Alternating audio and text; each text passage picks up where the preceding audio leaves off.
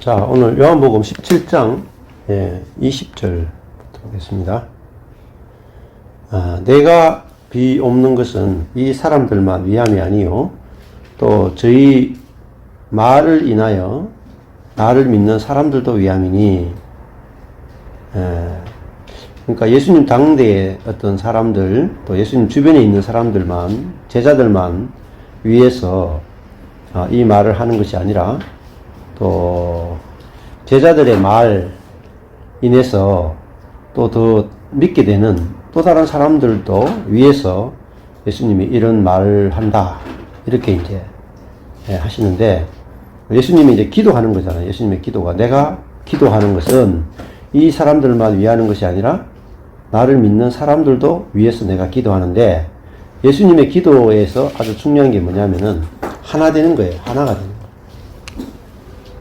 21절에 아버지께서 내 안에, 내가 아버지 안에 있는 것 같이. 자, 여기 보면은 아버지께서 어디 계시냐? 예수 안에 계시다. 또 내가 아버지 안에 있다. 이걸 이제 상호거주라고 그래요. 상호거주. 서로 안에 거한다.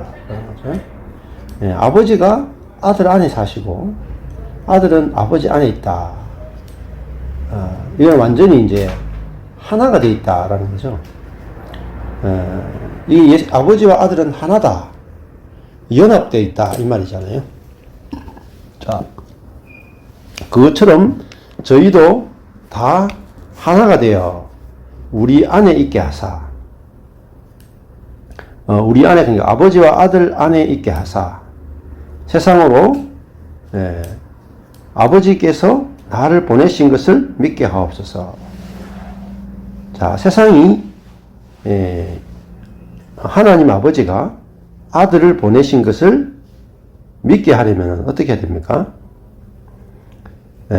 제자들이 다 하나가 되어 아버지와 아들 안에 있어야 세상이 아버지께서 예수를 보내신 것을 믿게 된다, 이 말이죠.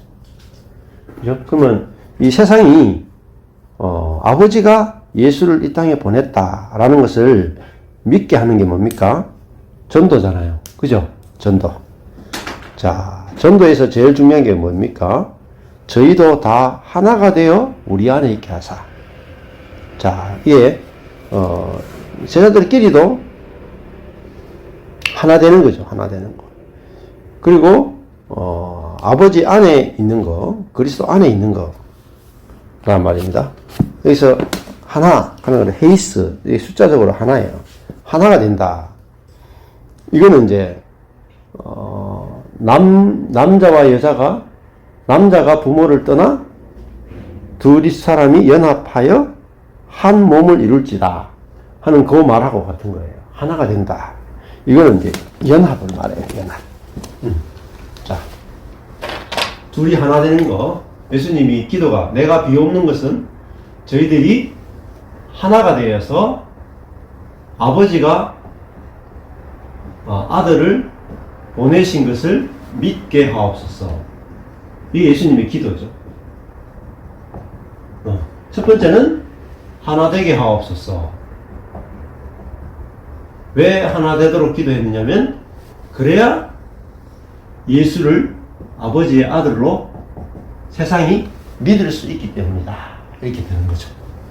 자, 그러면은 하나됨이 없으면 아버지가 예수를 이 땅에 보냈다는 것을 세상이 절대로 믿지 않는다.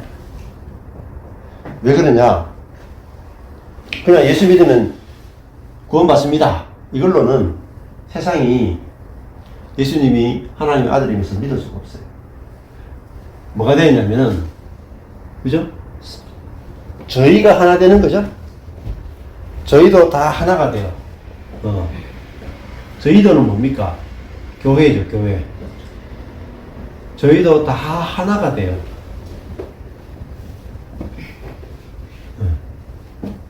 하나가 되는 거예요.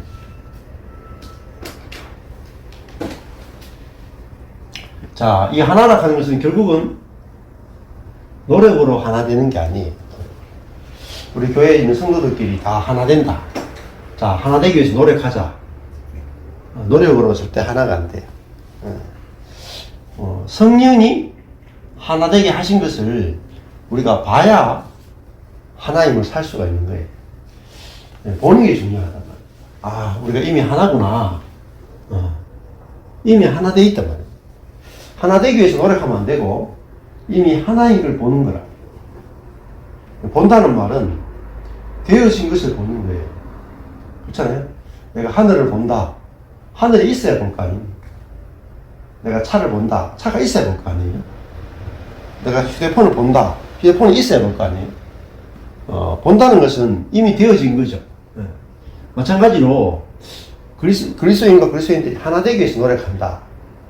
그건 아직 하나가 안 된 거잖아요. 안 된 상태에서 하나가 되기 위해 노력하면 절대 하나가 안 돼요. 근데 우리가 이미 하나임을 봐야 된다. 뭐죠? 우리가 그리스도의 몸이죠. 교회는 그리스도의 몸이다. 이미 머리 대신 그리스도의 몸으로 이미 하나가 돼 있잖아요. 이미 하나 되는데 우리가 뭐 노력한 게 없어요. 하나님이 우리를 지체로 다 하나 되게 하셨다. 하나 되게 하셨다. 하나 되게 하신 거, 이걸 완성이라고 그래요, 완성. 하나 되게 하신 것을 알고 믿는 거예요. 네. 이게 복음이에요, 복음. 복음은 내가 노력하는 게 아니에요. 자, 하나가 된다. 할 때, 먼저는 아버지께서 내 안에, 내가 아버지 안에 있다. 네, 아버지와 아들의 연합이죠. 아버지가 아들 안에 있고, 아들이 아버지 안에 있다. 우리가 하나다. 하나다는 말은 연합이에요. 자, 연합이라 하는 것은 뭐냐면은, 아버지와 아들이 둘 다 있어야 돼. 아들이 없어져서 아버지만 있으면 연합이 아니에요. 합일이에요, 합일.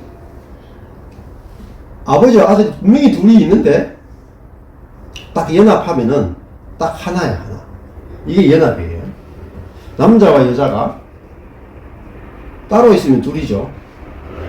근데 결혼하면 하나가 되잖아요. 이게 연합이에요. 자,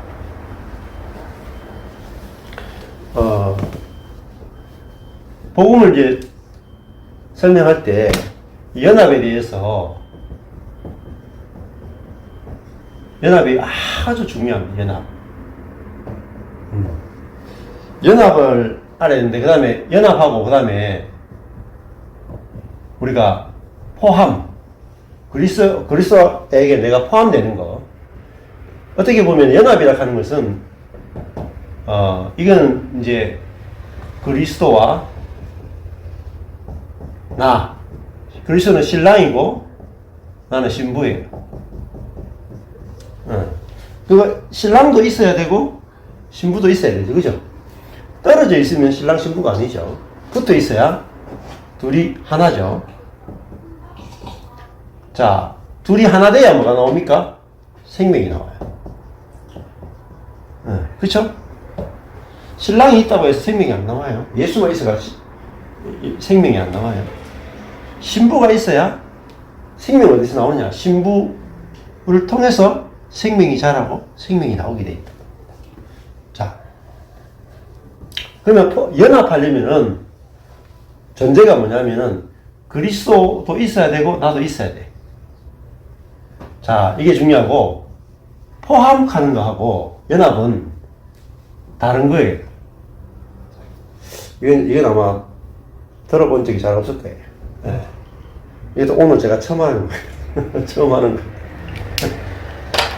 사람들이 헷갈려가지고 되게 어려워해요. 자, 연합, 포함하는 거는 뭐냐면은, 이거는 이제 보통 이제 어떤 사람들이 이렇게 해요. In Christ. 그리스도 안에. 네. In Christ가 우리가 그리스도 안에 포함된다. 라는 의미를 하고, 그 다음에 이제, Christ is in me. 그리스도가 내 안에 계신다. 이거는 내주예요, 내주.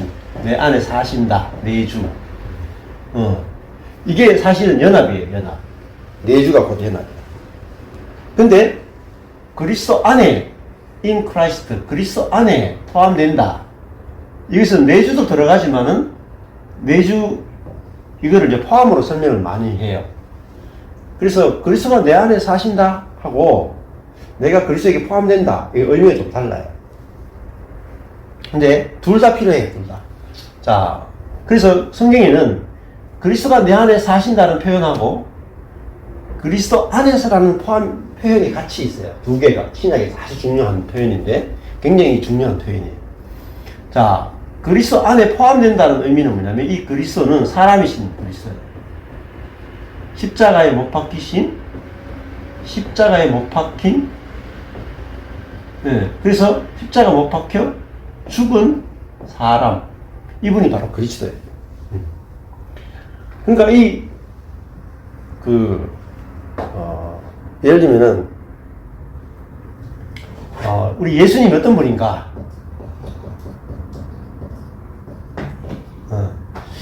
근데 사람이신 예수를 알아야 된단 말이에요. 사람이신 예수. 사람으로 사신 예수. 키와 지혜가 자랐다. 이렇게 말하잖아요. 또, 여자의 몸에서 태어났다. 우리가 똑같은 연약함을 가지고 계시고, 시험을 받으시고, 고난받고, 십자가 죽으셨다. 이게 다 사람이신 주님을 말한단 말이에요. 그 말은 무슨 말이냐면은, 예수님이 사단을 이길 때 뭐로 이기냐면, 뭐로 이기냐면은 사람으로 이기신 거예요. 사람. 하나님으로 사단을 이긴 게 아니고 사람으로서 예수님이 사단을 이겼다는 겁니다. 근데 어떤 사람으로 이겼느냐 하면은 미련함과 약함, 이걸로 사단을 이겼다. 사단은 어떤 존재냐면 성경에 써 있잖아요. 지혜롭고 강한 존재가 사단이에요. 근데 지혜롭고 강한 사단하고 사람이신 예수님이 광야에서 시험을 받잖아요. 근데 사람의 대표로 나간 분이 누구냐? 바로 예수라고. 예수님 이 땅에 어떤 분으로 왔냐? 사람의 대표로 왔다고. 대표. 사람의 대표. 근데 마치 이거와 똑같아요. 다윗하고 골리앗하고 전쟁이 붙잖아요. 근데 다윗은 이스라엘의 대표고 골리앗은 블레셋의 대표라. 근데 대표하고 싸움하면 전쟁이 끝나는 거예요. 다윗이 골리앗을 이기면 나머지는 상관없어. 전쟁 이기고 골리앗이 이기면은 블레셋이 이기는 거야. 근데 골리앗은 사단을 상징한다. 지혜롭고 강하다. 나이도 많고 온 것을 다 강력한 무기로 무장하고 굉장히 지혜로운 존재라. 근데 다윗은 어때요? 골리앗과 비교하면 그죠? 미련하고 지혜도 부족하고 몸도 약해. 근데 다윗이 골리앗을 이긴단 말이에요. 뭐로 이겼냐면은 만군의 여호와의 이름으로 이겼다. 여호와의 이름으로 이겼다. 내가 만군의 여호와의 이름으로 나간다. 하는 것은 여호와의 이름으로 나간다는 게 뭡니까? 내 이름으로 나가지 않는다. 내 이름으로 나가지 않는 거야. 우리는 자꾸 내 이름으로 나가서 싸워서 이기려고 한단 말이야. 근데 다윗은 자기 이름이 없어. 자기를 안 본단 말이야, 자기를. 자기의 능력이나 자기 지혜가 필요 없는 거라. 그러니까 사단을 이기죠. 근데 다윗의 형들하고 이스라엘 군대는 앉아가지고 뭘 보느냐면은 골리앗하고 자기를 보는 거야. 골리앗하고 자기를 비교하면은 자기의 지혜나 자기의 능력이 너무나 현저히 떨어지니까 아무도 나가 싸울 사람이 없는 거야. 근데 다윗은 뭘 안 보냐면 자기를 안 봐요, 자기를. 저 골리앗을 볼 때도 할례 받지 못한 자다 이렇게 보고 만군의 여호와의 이름으로 나간다 이렇게 말했잖아요. 그러니까 다른 말로 하면 누가 싸우냐면 골리앗하고 누가 싸워요? 만군의 여호와의 싸움. 자기를 싹 빠져.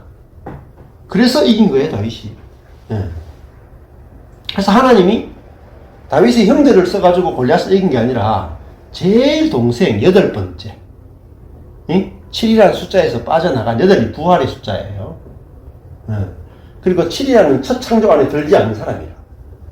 미련하고 약한 찰막내 사무엘의 눈에도 들지 않은 이 다윗을 통해서 골리앗을 이겼잖아요. 그와 같이 사람이신 미련하고 약한 사람의 대표이신 이 그리스도를 통해서 사단을 이겼고 하나님의 뜻을 다 이루었어요. 이게 뭐냐? 이게 포함이에요. 포함. 그러니까 우리는 태어날 때부터 미련하고 약한 사람에 속해서 태어난단 말이에요. 자, 그래서 사단을 이기려면 뭐가 필요하냐? 미련함과 약함이에요. 이게 뭐냐면 사람이에요, 사람. 사람의 존재가 원래 미련하고 약해. 근데 이 미련하고 약함 이 자체가 뭐죠? 하나님과 연합하기에 딱 좋고, 이 미련하고 약한 것 자체가 그죠? 원래 참 사람이에요, 참 사람. 이게 좋은 거예요, 사실은. 하나님 보시기에 좋음이에요, 선이에요. 근데 사람이 눈에 안 좋아 보인다. 안 좋아 보이니까 선악과를 먹었죠. 지혜롭고 강한 사람이 되기 위해서 선악과를 먹었죠. 이게 죄예요. 내가 지혜롭고 강해지고 싶다. 이게 죄라고, 죄. 근데 이 죄는 안 보이니까 아무도 죄라고 인식을 못하고 지혜롭고 강해지고 싶은 욕망밖에 없다. 그 욕망 자체가 뭐죠? 사단이고 죄라. 자, 그래서 우리가 그리스도에게 어떤 그리스도에게 포함되느냐? 우리가 아담에게 포함된 사람이 있고 그리스도에게 포함된 사람이 있어요. 아담은 스스로 지혜롭게 되려고 했고 스스로 강하게 되려고 했던, 그래서 선악과를 먹은 사람이란 말입니다. 이 사람에게 이걸 다루면 옛사람이에요. 자기의 자원으로 사는 자기중심적인 사람, 자기의 지혜와 자기의 능력으로 사는 사람, 이게 아담이고 이게 옛사람이다. 근데 그리스도는 미련하고 약하고 생명으로 사는 사람입니다. 또 미련하고 약하다는 게 뭐냐면, 다른 말로 하면은 하나님 앞에 피조물로 사는 거예요, 피조물. 아무것도 아닌 먼지로 사는 거예요.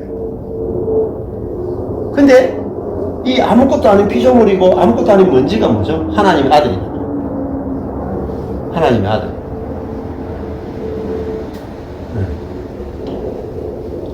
여기에 우리는 이 미련하고 약한 그리스도에게, 십자가에 못 박힌 이 그리스도에게 우리 이미 포함되어 있는 거예요. 근데 예수님이 사단을 뭐로 이겼냐? 십자가로 이겼다. 그죠? 미련하고 약함으로 사단을 이겼다. 자, 이걸 다른 말로 표현하면 이런 거예요. 제가 13년 전에, 이제 이 요한복음을 읽는데, 예수님이 나는 스스로 아무것도 할 수 없다. 이게 이제 저한테 탁 들어왔어요.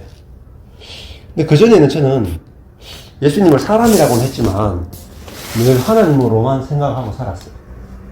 그러니까 예수님이 기적을 일으키거나 죽은 자를 살리거나 말씀을 전하거나 할 때 사람으로서 한 게 아니고 하나님으로서 했다고 생각합니다.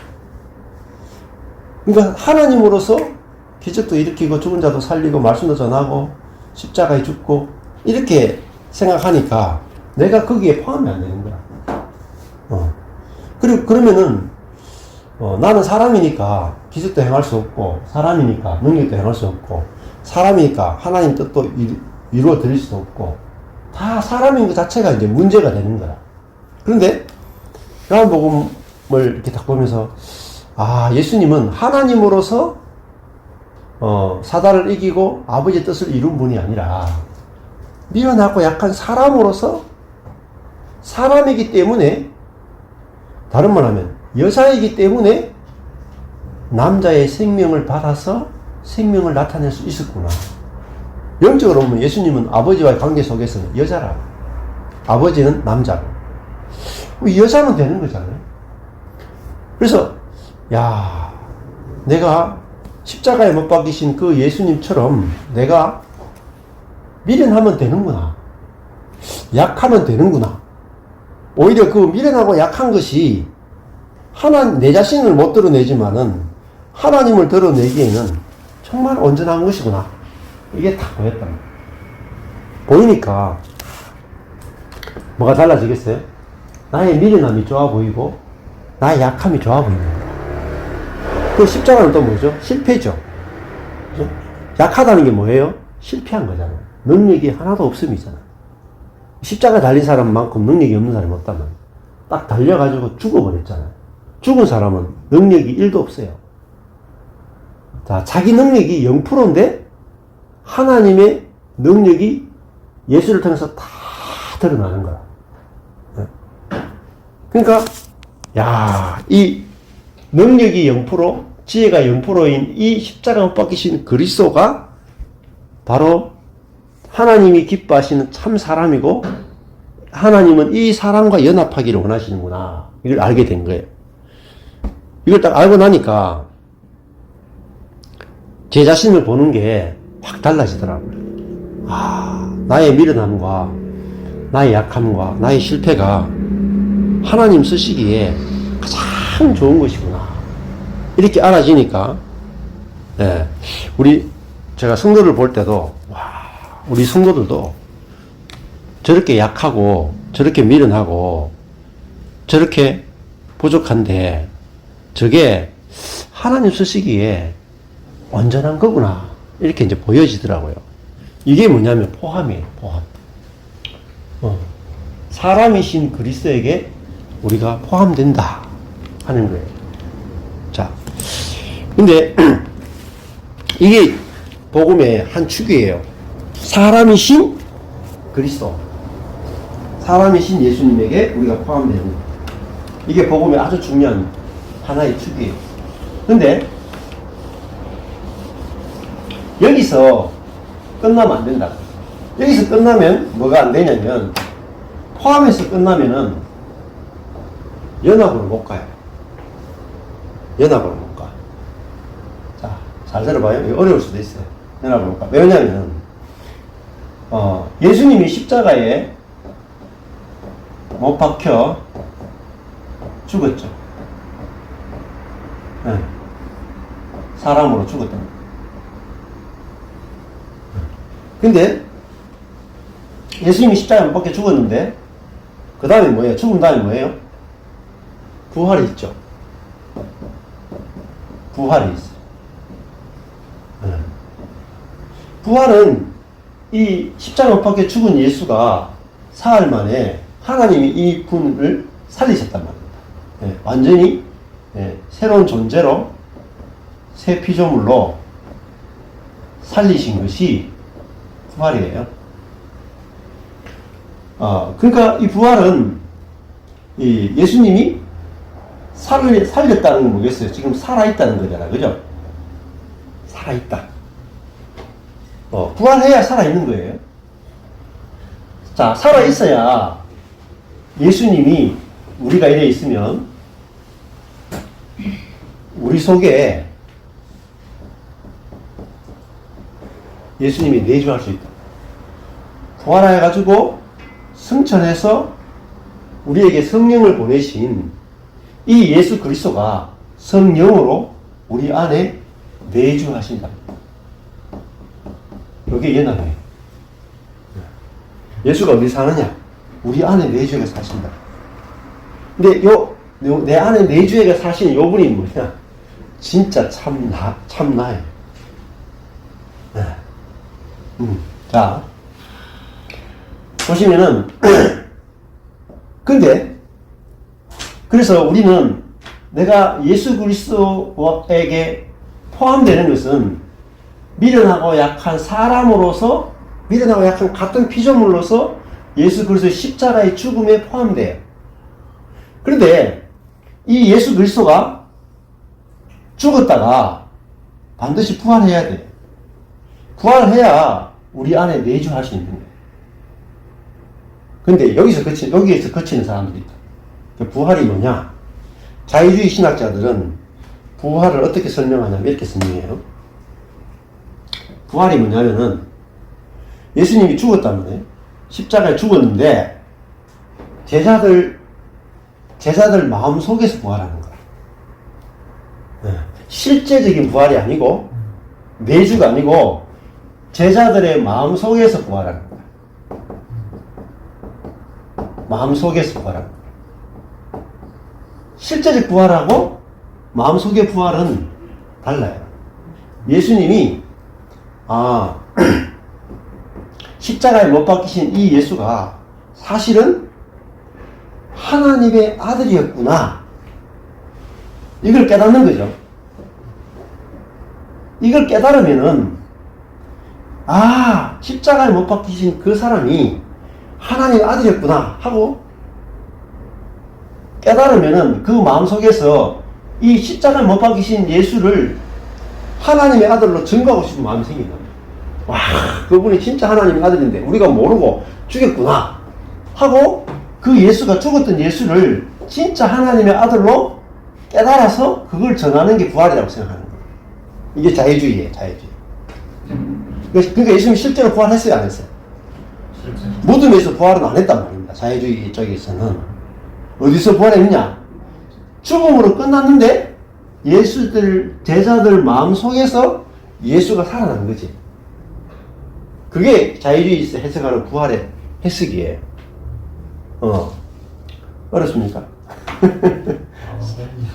성경을 알려면 신학도 공부를 해야 돼. 그래야지 왜 이런 이야기 하는지를 알아야 돼. 나중에 성경만 공부하다 보면 나중에 헷갈려. 몰라 무슨 말인지. 예. 신학자들이 한마디면 싹 다 무너져 버려. 예.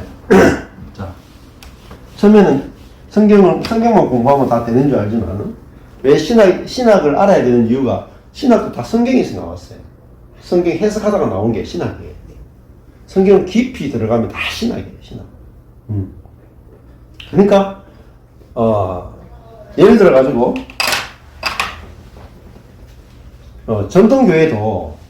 전통교회는 문제는 뭐냐면은, 부활이 예수님의 재림 때 우리 실제로 몸이 부활하는 여기에 다 초점이 맞춰져 있어요. 재밌는 것도 이야기해 볼까요? 사람들은 예수 믿으면 죽어서 천당 간다. 이렇게 이야기하죠. 잘못된 표현이에요. 성경으로 보면은 개혁주의 신학으로 보면 죽어서 천당 가는 게 끝이 아니고 예수님이 재림해서 우리 죽었던 몸이 부활해서 새 몸과 우리 영이 연합해서 새로운 존재로 영원히 사는 게 이게 마지막의 모습이에요. 정말에. 근데 그 마지막 모습에 대해서 설교도 안 하고 우리가 마지막에 어떤 건지 몰라. 마지막에 천국에서 영원히 산다. 여기까지밖에 못 들어요. 자, 그것만 해도 개혁주의적인 종말론조차도 사실은 성도들이 잘 모른다. 자, 그 다음에 이 부활을 좀 더 이제 설명해 보면, 자, 예수님이 실제로 3일 만에 죽었던 몸이 부활한 거잖아요. 무덤을 열고 나왔단 말이에요. 그리고 이분이 하늘로 올라가신 걸 승천이라고 해요. 승천. 그 다음에 성령 강림 사건이 벌어지죠. 성령 강림 사건은 뭐냐면 그 그리스도의 영이 제자들 속에 내려와서 제자들 속에 내주하는 사건이 성령 강림 사건이에요. 그래서 120명이 기다렸는데 몇 명이 받아요? 성령 강림이? 120명 다 받죠. 되게 중요해요. 120명이 기도했는데 120명 다 받았다. 그냥 이거 많이 받았네 생각하면 안 돼. 그거는 성경을 진짜 모르는 거라. 구약 때는 몇 명이 받았어요? 구약 때는 구약적 성령이지만은 구약 때는 몇몇 선지자들만 받아. 백성들 가운데 아주 극소수만 성령이 잠시 외주하십니다. 외주. 그 사람에게 임재하신 정도라. 그게 구약시대예요. 구약시대 성령은 특별히 기름 부은 몇 사람에게, 왕이나 제사장이나 선지자에게만 기름 부음이 임했다 하는 말. 그 사람들에게만 성령이 임한 거. 그리고 임했다가 또 떠나가죠. 그죠? 그리고 그 성령은 우리에게 생명을 내는 성령이 아니라 능력이나 신비적인 것이나 은사를 내는 성령이 구약의 성령이었어요. 근데 신약의 성령은 뭐가 다르냐면, 신약의 성령은 죽음과 부활을 거친 영이다. 이걸 과정을 거친 영이다. 과정. 그러니까 죽음과 부활과 승천, 이 세 과정을 거친 거예요. 과정을 거친 거예요. 즉 다른 말 하면 이렇게 생각하시면 돼요. 구약 때 성령은 비타민인데, 구약 때 성령은 구약이잖아요. 이걸 비타민이라고 생각해 보세요. 비타민인데 성분이 비타민 C, 비타민 D, E, F 요 성분이 들어있는 약이었단 말이에요.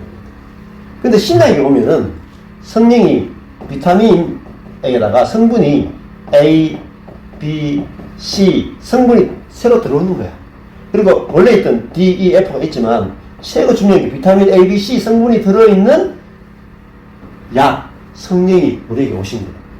그러면 이 약이 우리 속에 들어오면 어떻게 되겠어요? 비타민 A, B, C의 성분이 우리 속에서 뭐죠? 나타나죠. 그게 과정을 거친 영이라는 거예요. 예수님이 거친 과정이 어디에 들어있느냐? 예수님이 보내신 영 안에 그 과정이 다 들어있다. 그러면 이 과정을 거친 영이 오면은 그 과정이 우리 속에서 뭐가 나옵니까? 우리 속에서 약이 되가 나타난다. 이 십자가의 죽음이 우리 속에서 나타나고, 그 죽음의 성분이 나타나고, 부활의 성분이 나타나고, 성천의 성분이 나타나는 거예요. 자, 근데 누구에게 나타났어요? 120명 전부에게 나타나는 거예요. 전부. 이 120명은 뭐예요? 신약의 백성 전부를. 120이 뭡니까? 12 곱하기, 그죠? 12죠? 120이죠? 12가 뭐예요? 백성의 전체 숫자를 말하죠. 12지파, 12지파, 12사도. 그 10이라고 하는 거는 충만한 숫자죠. 그러니까 이 120명이 다 한 자리에서 똑같이 성령을 받았다 하는 겁니다. 신약시대는 모든 사람이 동일한 성령을 받게 되고, 그 성령이 우리 속에 들어오게 되면 사도행전부터 어떻게 됩니까? 제자들이 어떻게 돼요? 사복음서와 사도행전이 어떻게 돼요? 이것도 구분 못하는 사람이 많아요. 신약과 구약을 구분 못하고, 그 다음에 사복음서와 사도행전을 구분 못하는 사람이 많아요. 그래서 성경은요, 크게 보면 세 시대로 나눠요. 예? 구약 시대, 복음서 시대,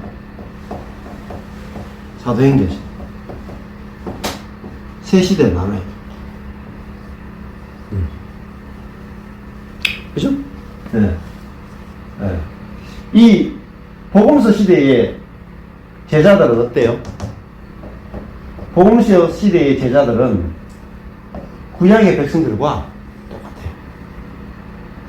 예수님이 왔죠? 예수님이 어디 계세요? 제자들 밖에 계시죠? 밖에 계시죠? 예수님이 와도 제자들과 연합이 안 돼요. 제자들 밖에 있어. 그러니까 제자들 어떻게 돼요? 십자가에 가니까 다 도망가 버리죠? 그죠? 다 도망가 버린다. 근데 사도행전에 가면 어떻게 돼요? 이들에게 예수님, 밖에 계시던 예수님이 죽고 성천하고, 죽고 부활하고 성천하신 예수님이 제자들 속에 들어오죠. 그래서 만들어진 게 뭐예요? 이게 제자들 속에 들어와서 만들어진 게 교회예요. 교회의 시작은 사도행전부터예요. 성령 강림 사건부터 교회가 시작합니다. 그러면 이 제자들은 뭐예요? 이게 새로운 피조물이에요. 새로운 피조물. 자, 그럼 새로운 피조물은 뭐죠? 새로운 피조물이라고 하는 것은 예수의 영이 제자들 속에 내주하는 거예요. 내주. 내주해가지고 누가 사느냐? 제자들 속에 있는 그리스도가 제자들을 통해서 나타나는 것. 이게 바로 사도행전 시대부터 시작된 복음이고, 이게 바로 복음의 핵심이에요. 핵심. 이게 복음의 전부고 복음의 핵심이에요. 자, 내가 예수 믿는 게 복음이 아니에요. 내가 예수를 믿으면, 내가 아무리 예수를 믿어도 뭐가 나타나요? 내가 나타나요. 예? 그래서 뭐가 달라지느냐? 사복음서까지는 제자들이 예수를 믿어요, 안 믿어요? 사복음서 보면 제자들이 예수를 믿습니까, 안 믿습니까? 믿죠. 믿잖아. 믿는데 문제는 예수와 제자들이 분리돼 있어. 네. 그러니까 결국은 뭐예요? 아무리 제자들이 예수를 믿어도 제자들 속에서 뭐가 나와요? 내가 나오잖아. 자기가 나오잖아. 자기가. 그러니까 우리가 예수를 바라본다, 예수를 믿는다 해봤자 내가 나오지 예수가 안 나온다. 네. 그게 복음서예요. 복음서. 사도행전에 오면은 밖에 예수가 없어. 예수가 제자들 안에 들어가 버린다니까. 들어가면 뭐가 나오냐면은, 사도 바울이 갈라디아서에서, 여러분 그 생각해 보세요. 복음을 전하러 다니잖아. 근데 사도행전 읽어보시면은 굉장히 빠른 속도로 복음이 전개돼요. 갈라디아 지역 여러 개 가잖아요. 근데 성도를 양육하는데 몇 년 걸릴 것 같아요? 네? 엄청 걸릴 것 같은데. 엄청 걸릴 것 같죠? 아니다니까? 몇 년? 1년만, 2년밖에 안 걸려. 1차 전도여행 때 한 2년 정도 됐거든? 2년인데 갈라디아 지역에 교회들이 생겼다. 2차 전도여행 3년인데 3년 동안 저기 이제 유럽 쪽으로 마게도냐, 아가야, 헬라의 교회가 생겨. 그 다음에 3차 전도여행 4년이라 4년 만에 에베소 지역에 교회가 생기고 3년 동안에 그 두란노 성원이 생기고 에베소 지역 자체가 막 우상을 불태우고 이런 일이 난다고. 그러면은 2년, 3년, 4년 해봤자 몇 년이에요? 9년이제. 9년에 1, 2, 3도 전도여행 다 끝내. 근데 우리 같으면 9년 하면은 뭐 9명 전도하든지 뭐 90명 전도하든지 이 정도 아니겠어요? 근데 바울은 세 지역에 다 교회를 세웠단 9년이면 한 교회 개척하기도 힘들잖아. 근데 9년 만에 세 지역의 교회들이 다 개척되고 거기다가 지도자들이 생긴다. 어떻게 가능했냐?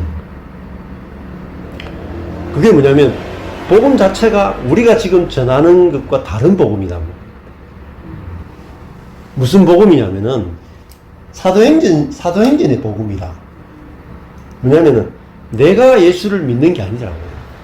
그게 아니고 예수가 내 안에 들어와서 내 안에 들어온 예수가 나를 통해서 자신을 드러내시는 게 이게 복음의 핵심이에요. 갈라디아서 2장 20절이에요.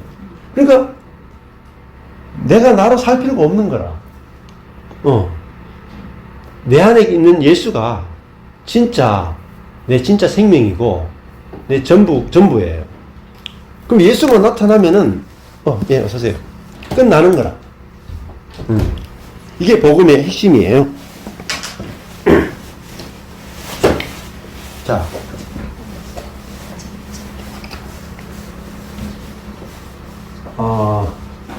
제가 13년 전에 이 복음을 깨닫고 왜 흥분했느냐. 네. 그걸 제가 오늘 요 강의를 통해서 말씀을 드렸어요. 대단히 중요한 겁니다. 가다가요, 다 헤매. 한 부분만 보면 여러분 헤맵니다. 저도 신앙에 수많은 세미나를 다니고 수많은 공부를 하고 했지만 부분적으로 보면 다 하다가요. 지금은 괜찮은 것 같죠. 그 다음 단계 가면요. 공부했던 게 가지고 안 돼요. 자꾸 부족함을 느껴요. 그러니까 제가 처음에 12년 동안 목회는 정말 유명하다고 하는 국내 국외에 유명하다고 하는 모든 세미나를 다 다녀가지고 그때마다 얼마나 좋았다. 근데 그 다음 단계 가면 부족하고 그 다음 단계 가면 부족하고 그 다음 단계 부족한 거. 근데 이 은혜와 십자가의 복음을 깨닫고 나니까 부족한 게 없어요. 어디 가도 별로 더 배울 게 없어요. 진짜 세미나 가도 배울 게 없어요. 왜냐면은 이게 완전한 거기 때문에 배울 게 없는 거예요, 이 사람. 근데 어디 가서 더 배울 게 있다 하는 말은 아직 완성되지 않았다는 거예요. 자, 그래서 아까 전에 요약을 해보면은 예수님이 죽음, 부활, 승천, 이게 아주 중요해요. 예수님의 모든 것은 죽음과 부활과 승천으로 다 요약할 수 있어요. 죽음은 결국은 아담을 끝내는 거예요. 그리고 부활은 이제는 새 생명으로 사는 거예요. 승천은 하늘을 사는 거예요. 하늘이라 하는 것은 다른 세계를 사는 거예요. 다른 세계. 저 공간적인 개념이 아니라 완전히 다른 세계를 사는 거예요. 선악의 세계가 아니라 그죠? 생명의 세계, 은혜의 세계를 사는 거예요. 그리고 생명의 세계, 은혜의 세계는 뭐냐면은 연합의 세계. 내가 다른 사람하고 연합할 수 있는 연합의 세계를 사는 거예요. 선악을 보고 왜 죽느냐? 연합이 안 돼요. 판단하고 정죄하기 때문에 연합이 안 돼. 근데 생명과 은혜를 먹으면 연합이 되니까 생명과 은혜를 이야기하는 거예요. 자, 근데 이 예수 그리스도가 십자가에 죽었다. 십자가가 제일 중요한데. 그래서 이 죽음이 우리 전 아담에게 속한 모든 사람을 포함해서 죽었단 말이에요. 근데 예수님이 실제적으로 그 죽은 몸이 부활하는 게 부활의 사건이에요.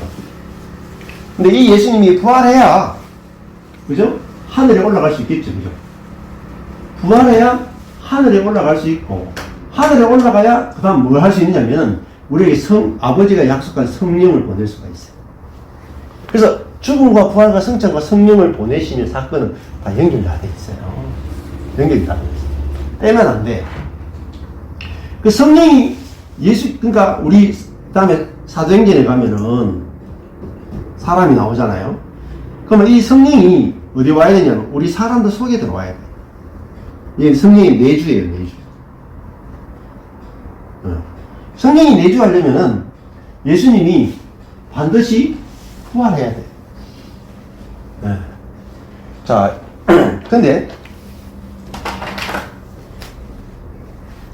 예수님이 죽고 끝났다는 사람이 있다. 죽고 끝났다. 예수님이 십자가에 죽고 끝나버렸다. 사람이니까. 우리가 똑같은 사람이니까 예수님이 십자가에 죽고 끝났다. 실제로 부활하지는 못했다.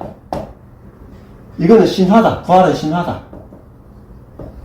이거는 그냥 신화는 뭔가 메시지를 주기 위해서 만들어낸 것이다. 이렇게 생각하는 게 자유주의 신학이에요. 근데 결국은 부활을 메시지로만 생각을 하고, 그러면 죽음도 있잖아요. 죽음도 예수님이 피조물이고 사람인 것을 나타낸다. 이렇게 메시지로 해석하는 거예요. 메시지로만. 그럼 예수님이 실제로 죽었는지 안 죽었는지 별로 안 중요해져요. 메시지로만 해석해버리면은. 그럼 예수님이 실제로 죽지도 않았고, 실제로 부활하지도 않았고, 실제로 성천하지도 않았고, 실제로 성령을 보내지도 않게 되는 거예요. 그러니까 전부 다 의미로만 다 해석해버리면은 이 실제적인 사건은 없어도 돼. 네. 이런 문제가 이제 생긴단 말입니다. 자, 그래서, 예수의 죽음이 어떤 죽음이냐 하는 것도 대단히 중요한 질문이죠. 중요한 질문이지만, 이 십자가에 죽은 예수가 지금, 현재, 오늘 어디 계시냐? 지금 예수는 어디에 계시냐?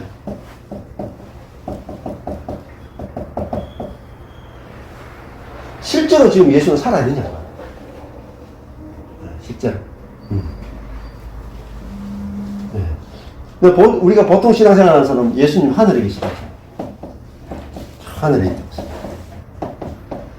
아니면 그 예수님이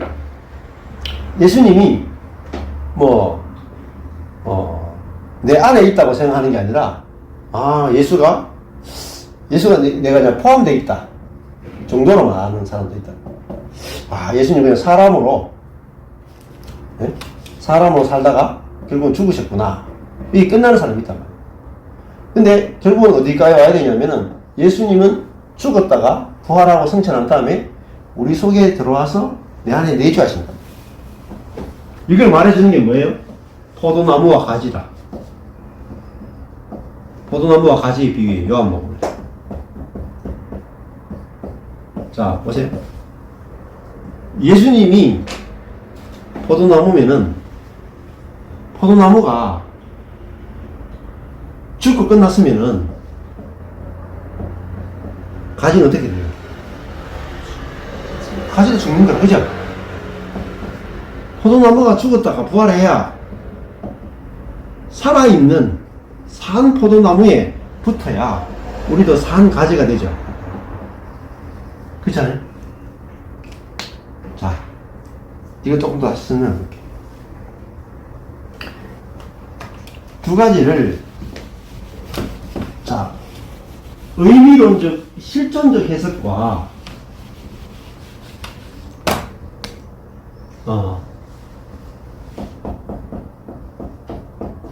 실제, 역사, 하고 실존, 의미, 두 가지가 다 필요해요. 실제는 내주예요. 실존은 포함이라. 어려워도 일단 들어보세요. 예를 다시 들어볼게요. 예수님은 포도나무고 나는 가지라. 자, 이거를 여러분 요한복음 15장을 읽으면서 묵상을 한다 쳐봅시다. 성경 묵상하는 방법에 크게 보면 두 가지가 있어요. 예수님이 포도나무고 나는 가지죠. 그러면 이 포도나무는 나무는 볼품이 없죠. 자, 설명드릴게요. 나무는 볼품이 없죠. 포도나무는 뭐가 중요해요? 나무는 볼품이 없고 열매가 중요해요.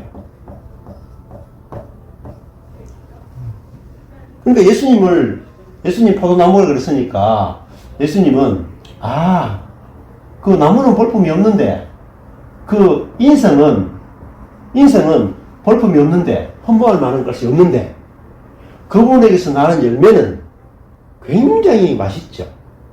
그렇잖아요? 열매는 굉장히 향기롭고 맛있어. 이걸 뭐냐? 이 열매는 부활이에요. 이렇게 해석하는 것이, 그러니까 이 볼품없는 인생에서 아름다운 향기와 맛이 나는 분이 누구냐? 포도나무이신 예수라. 그러니까 미련하고 약한 사람에게서 아름다운 향기가 나는 분, 이게 예수라. 근데 이 예수에게 우리가 뭐죠? 가지로 접붙여졌죠. 그럼 이 포도나무와 가지는 같은 거 아니에요? 그죠? 그러니까 이 가지도 뭐예요? 우리가 인간으로 보면 아주 볼품이 없지만 미련하고 약하지만은 이 미련하고 약한 사람이 뭘 맺을 수 있다는 거예요? 열매를 맺을 수 있다는 거잖아. 미련하고 나무는 굉장히 볼품 없지만 열매는 아주 좋은 걸 내는 거라. 이분이 바로 예수이기 때문에 이 예수의 가지가 되면 가지 같잖아요. 벚나무 가지 같으니까 우리도 미련하고 약한 사람이지만은 그죠? 아주 아름다운 열매를 맺을 수 있다. 예. 말이 열매를 맺을 수 있다. 이렇게 해석하는 게 실존적 해석이에요. 이해됩니까? 자, 이해 안 되더라. 그러면 이쪽에 해석해 볼게요. 실제 해석해 볼게요. 실제적 해석, 역사적 해석을 설명해 볼게요. 이거는 뭐냐면은 예수님은 진짜 살아있는 포도나무라. 예. 그리고 가지와 나는 뭐죠? 예수님 지금 그죠? 예. 예수와 내가 실제 예수와 실제 내가 어떻다는 거예요, 지금? 붙어 있다는 거잖아. 그죠? 붙어 있다는 거예요. 이런 요 앞에 의미가 없어도 요 의미가 빼고 생각해 보세요. 빼고 실제로 예수가 포도나무고 내가 가진 것처럼 예수와 나는 뭐죠? 딱 한 생명으로 붙어 있단 말이에요. 그러니까 그러면 지금 내가 지금 살아있잖아요. 지금 내가 가진 내가 살아있잖아요. 그럼 포도나무신 예수는 뭐겠어요? 지금 현재 실제로 살아있단 말입니다. 네? 실제 살아있는 이 예수하고 내하고 지금 뭐가 됐다는 거예요? 포도나무 가지로 붙어 있단 말입니다. 이게 실제적 역사적 해석이에요. 좀 다르죠? 네? 자, 좀 아직 아리까리 하죠? 예. 둘 다 맞는 거. 예? 둘 다 맞는 거. 둘 다 맞죠? 근데 둘 다 맞는데, 하나를 없애면 안 되죠. 안 그렇습니까? 예를 들어 이런 거지. 이거는, 이쪽에 실존적 해석은, 나는 아내와 늘 같이 있습니다. 여기 있으나, 집에 있으나, 어디 있으나, 나는 아내를 한 번도 떠난 적이 없고, 다 아내와 같이 있습니다. 좋은 거 아니에요? 이거는 실존적 해석이라. 근데, 두 번째, 실제적 해석은, 내가, 그러면 집에 들어간 지가 언제입니까? 물어보니까, 10년 전에 들어갔고, 지금은 한 번도 들어간 적이 없지만, 마음으로는 늘 내가 집에 있습니다. 그러면, 마음으로는 그런데 실제는 내가 집에 안 들어갔잖아. 그쵸? 마음으로 계속 집에 있는 거 좋긴 좋은 거지만, 실제는 집에 안 들어간 거라. 문제가 안 돼요. 자, 그럼 예를 들어 볼까요? 온 우주가 다 하나님의 거니까 다 내 거잖아요. 아버지 거니까 아들이 내 거잖아요. 그죠? 기분 좋죠? 근데 이것만 있으면 마음은 기분 좋고 의미도 참 충만하고 참 좋은데 실제 내 이름으로 등기된 땅이 한 명도 없어. 근데 의미적인 것도 있고 실제도 있으면 좋죠. 부활도 의미로만 있으면 안 되고 실제 부활이 일어났어야 된단 말입니다. 그래서 우리도 예수님이 내 안에 내주에가 사신다. 내주에가 사신다 할 때도 예수님이 내 안에 산다고 하는 의미가 뭐지? 의미가 뭐지? 그거는 예수와 내가 똑같은 사람이라는 거구나. 그분이 연약한 사람으로서 하나님을 표현하기에 온전했다면 나도 연약한 사람으로서 하나님을 표현하기에 온전하구나. 이거는 실존적 해석이고 의미론적 해석이에요. 포함만. 근데 예수님이 내 안에 사신다는 것은 실제적인 해석은 뭐냐면 진짜 내 안에 사는 거라. 네? 진짜 내 안에 살고 있다는 것이고, 예. 이제 진짜 그게 경험된다는 뜻이고, 진짜 예수가 살아서 내 안에 있다는 뜻이에요. 예. 그 다른 말 해볼까요? 상상 임신하고 실제 임신. 안 그래? 여자분들이 아기를 너무 낳고 싶으면 내가 아기를 임신했다라고 하는 상상 임신에 들어가죠. 근데 상상 임신에 들어가도요, 똑같은 일이 벌어진데 입덧한다니까요. 배도 불러온다니까. 예. 똑같은 그 현상이 똑같이 일어나요. 근데 문제는 뭐죠? 실제 배 안에 아기가 없어. 그러면 아기는 없어도 실제 그 임신 증상을 그대로 겪고 실제 그대로 나타난다고 할지라도 배 안에 아기가 없단 말입니다. 그러면 뭐가 나겠어요? 나중에 애가 안 나오면 가짜라는 게 드러나는 거 아니에요. 그렇죠? 그것처럼 예수가 내 안에 사신다 하는 것도 내가 예수가 내 안에 산다는 게 뭐냐. 예수님이 이 땅에서 사람으로 사시는 것처럼 나도 사람으로 사는 것이구나. 의미론적으로는 참 굉장히 좋아요. 또 그게 경험도 되고 참 좋아. 그런데 실제로 내가 내 안에 예수가 산다라고 하는 이런 역사적이고 실제적인 부분은 없을 수 있단 말입니다. 그럼 나중에 문제가 생길 수 있다. 자, 그래서 제가 갈라디아서 2장 20절을 통해서 딱 본 게 뭐냐면 그리스도의 내주예요. 내주. 그리스도가 어디 계시냐? 그런즉 이제는 내가 사는 것이 아니요 내 안에, 그죠? 예수가 어디 사냐? 내 안에 그리스도께서 사시는 것이다. 그리스도가 사는 집 주소가 어디냐? 내 안이란 말입니다. 내 안에. 실제로 내 안에 사는 거라. 근데 우리는 예수가 내 안에 살걸? 아니면 사는지 모르겠어요. 살았으면 좋겠다? 사는지 안 사는지 모르겠다? 그러니까 이게 실제가 아닌 거라. 실제가 아니고 그냥 희망사항, 아니면 희망 고문인 거라. 상상인 거라. 예수가 내 안에 살고 있다. 상상하는 거라. 내가 예수가 내 안에 있다고 믿는 거라. 아니에요. 실제로 예수가 내 안에 살고 있단 말입니다. 네? 네. 여러분의 집에 다 남편이 살고 있죠? 아버지가 살고 있죠? 네. 그거와 똑같다니까요. 실제로 예수가 내 안에 살고 있다는 말입니다. 근데 내 안에 살고 있는 내 안에 예수가 살고 있다. 모르는 거라. 안 느껴져요. 안 보여. 뭐가 보이냐? 나만 보여. 나만 보여. 진짜 예수가 내 안에 살고 있다는 것이 복음으로 탁 오면요. 나는 그냥 집이고 내 안에 예수가 진짜 주인으로서 집주인으로 살고 있구나. 이게 저한테 탁 온 거라.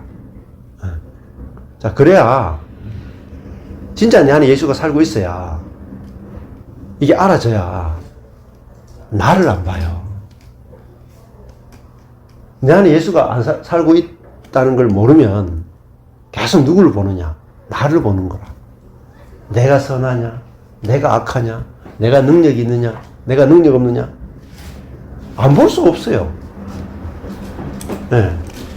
안 볼 수가 없어요.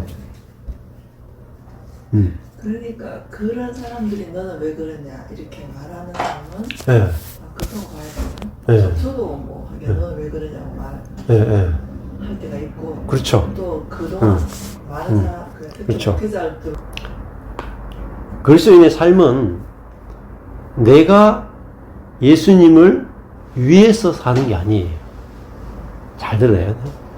우리는 다 내가 예수님을 위해서 산다고 생각해요. 그러면 누가 사는 거예요? 내가 살고 있는 거라. 예수님은 살아있습니까? 죽었습니까? 안 중요해. 죽은 예수님을 위해서도 살 수 있잖아요. 그러니까 주체가 나라요. 주체가. 내가 예수님을 믿습니다. 내가 예수님을 위해서 삽니다. 누가 사냐면 내가 주어죠. 예수님을 위해서 목적어죠. 삽니다. 서술어죠. 그러면 주어 서술을 연결하면 내가 삽니다가 되는 거예요. 네. 근데 바울은 그게 아니니까 주어가 그리스도가 주어예요. 그리스도가 나를 통해서 사신다. 네. 자, 이게 주체가 바뀌는 게 바로 진짜 복음이 이렇게 갈라디아서의 복음이 내 속에 탁 들어오는 거예요. 야, 그러니까 내 자신을 내가 주를 위해 사는 사람은 계속 나를 봐요. 왜 보냐? 내가 주를 위해서 어떻게 살고 있는지 보는 거야. 내가 주를 위해서 선하게 살고 있는지, 내가 주를 위해서 악하게 살고 있는지를 내가 보는 거잖아. 보면 어떻게 됩니까? 막 그다지 잘 살지를 못해. 근데 그게 아니고 그리스도가 내 안에 들어와 계시는구나. 이 그리스도가 나를 통해서 그리스도 자신을 나를 통해서 표현하기 위해서 내 안에 들어와 사시는구나. 네.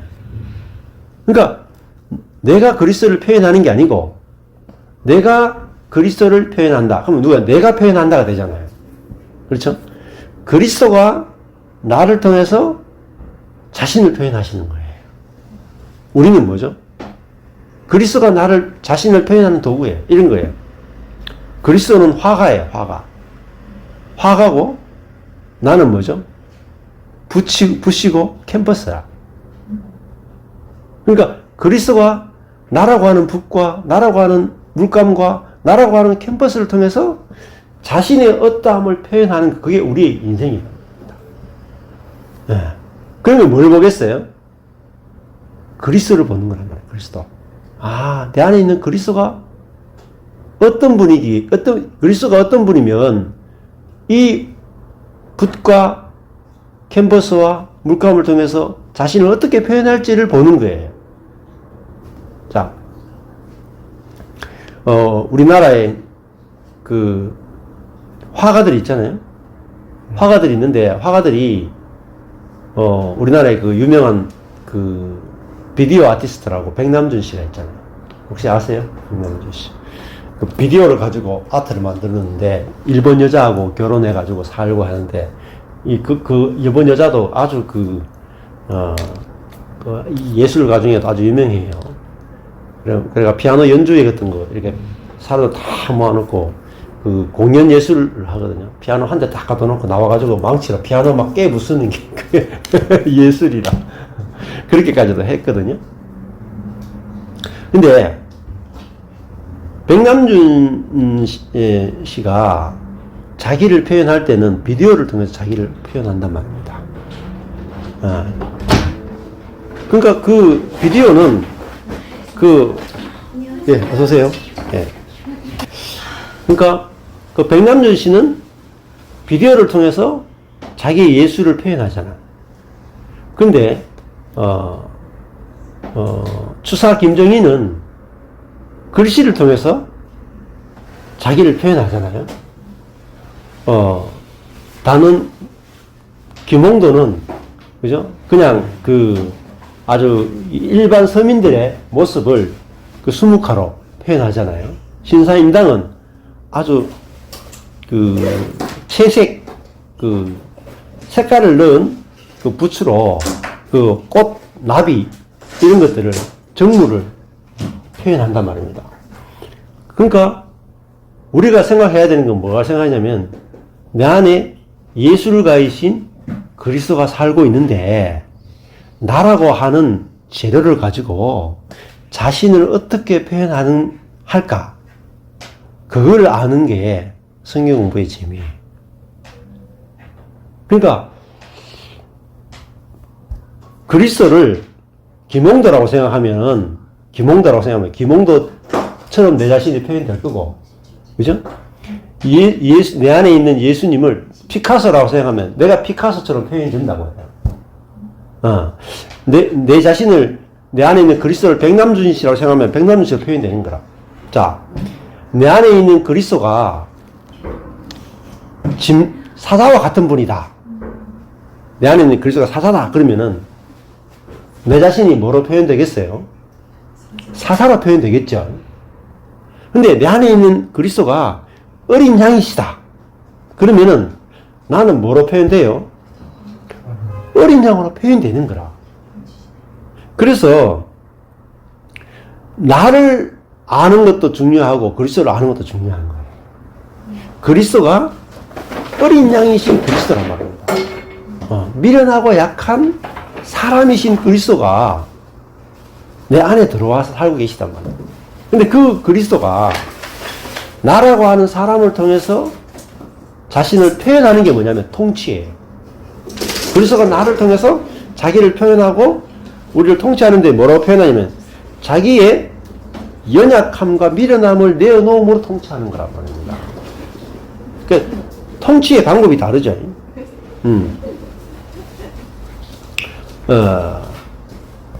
예를 들어 가지고 의사의 통치의 방법과 판사의 통치의 방법이 다르죠.